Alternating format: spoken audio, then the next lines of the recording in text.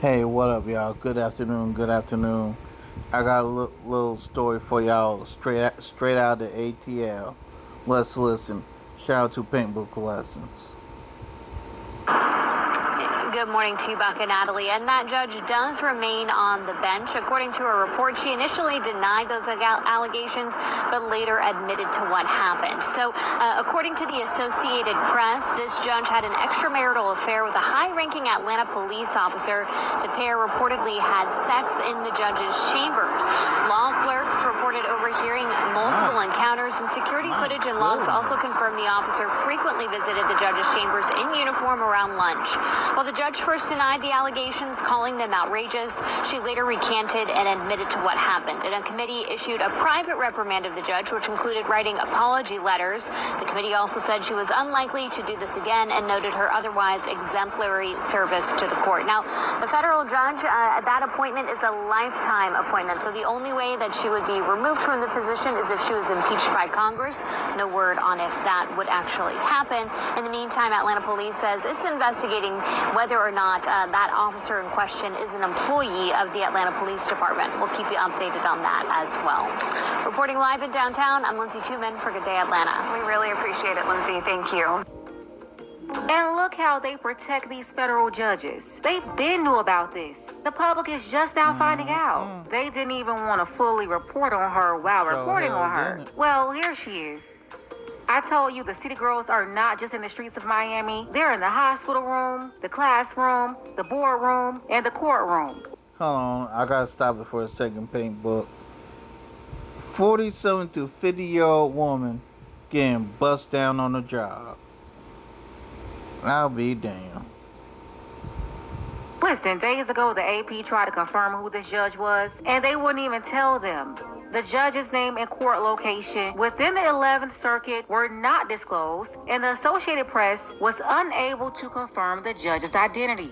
Well, some investigative journalists did some more snooping around, and they found her. She's Judge Eleanor Ross, 58 years old, nominated by President Barack Obama and confirmed by the Senate on November 18th, 2014. Most known for handling the Todd Chrisley case, where she sentenced Todd to 12 years in federal prison and his wife Julie to 7 years. She's been a federal judge for over 11 and a half years. A married woman, married to another judge.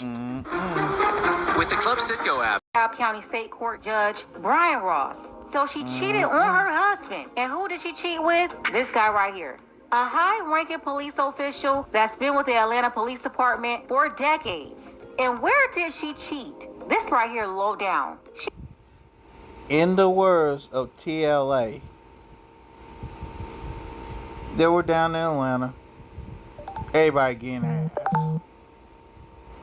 She was cheating on her husband with the police in her chambers. Caught by court clerks who said they heard them in the act in her chambers on several occasions. He would come up there during her breaks so she could cheat on her husband, and everybody working there, all the women up there in the office, they heard it.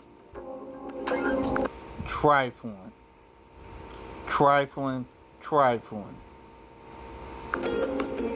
New Essex, a federal judge and a high-ranking Atlanta police official are at the center of explosive allegations. It involves sexual encounters inside the judge's chambers during work hours.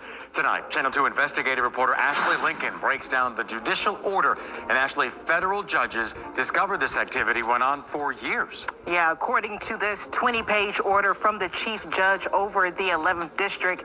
Now, the report does not name the judge, but for the last 2 days, I've been speaking with sources and going through public records to identify the accused after federal employees complained about hearing intimate noises through the walls.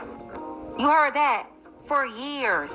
She's been cheating on her husband inside the chambers for years. These are serious allegations. There are allegations of sexual encounters during work.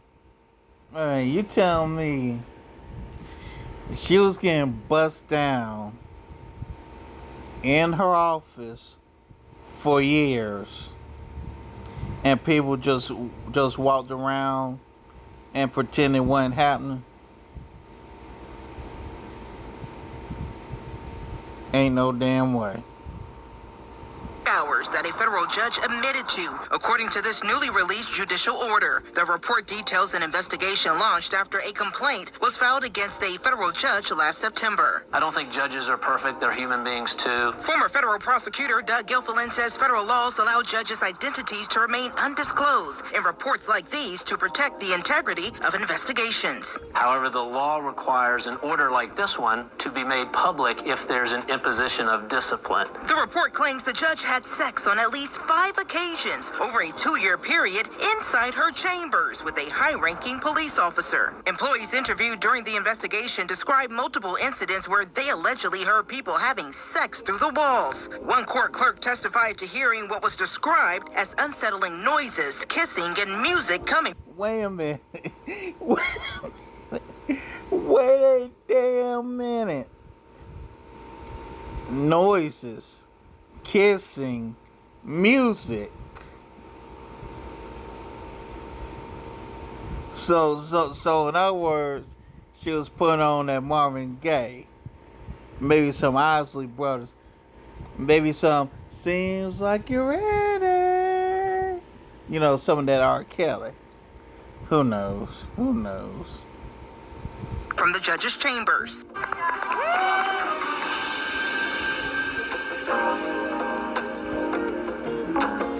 Wait a damn minute. Wait a damn. Music? What music? What these old behind people listening to? I know the judge not in there listening to R. Kelly on the lunch break with a police officer man. Just trifling. Hey, hold on, Pink Book.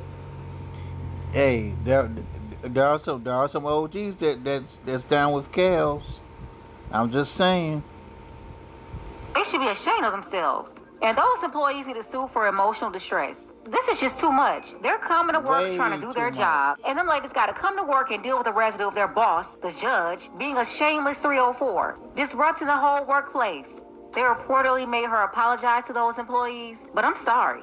An apology is not enough. And you already know she's going to retaliate on them for telling on her. Nah, forget the apology. You need to pay them for their pain and stress you caused by having them listen to your mess every day. That's harassment. You had them working in a hostile environment. We're talking about a judge here. Why should the everyday person care about these allegations? The American legal system depends on honesty and truthfulness. This investigative right. report did not identify the judge or the officer, but multiple sources confirmed to Channel 2 that federal judge Eleanor Ross and Atlanta Police Deputy Chief Kelly Collier were the 2 accused. In the complaint, the judge's employee said she attended a primary election victory party for a district attorney on May 21st, 2024. A source provided Channel 2 this photo showing Ross at that party. And that's another violation. She's a federal judge. She's not supposed to be partisan or be on this political BS. Attending any political gatherings or publicly endorsing and showing support for a candidate is a no-no. The order also says the judge presided over a hearing the following day.